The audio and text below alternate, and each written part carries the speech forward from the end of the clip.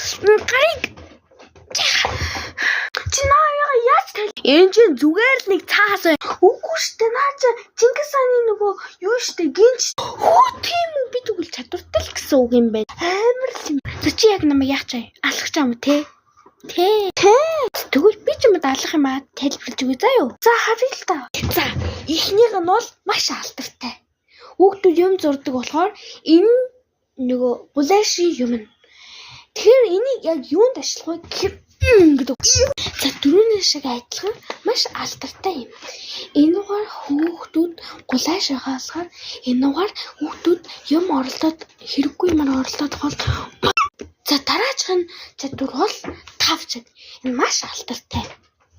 Тавчиг бол хүүхдүүд ингээд ямар ч бүрийн ингээд муухай юм ингээ хэлээд байгаа бол чууд бүхслүү.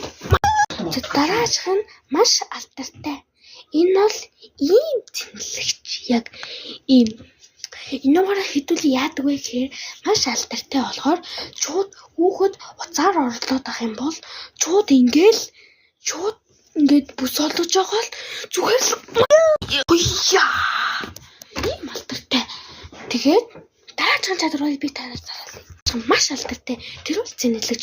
Хүүхэд дандаа уцаа ингээд зэнэлэгтэй бол чууд ингээл чууд захалгаан зөхөн.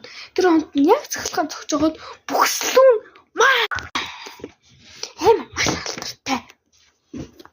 Маш алдартай миг чи намайг алж чадахгүй яагаад гэж жижиг би ийм том. Би ийм жижигхэн байна. Их чин төв чи намайг хэлж барахгүй юм биш үү? Миний үс ингээд яагаад юу боч гэт чи намайг үзгүй заяа. Эдгээр чи намайг дийж чадахгүй.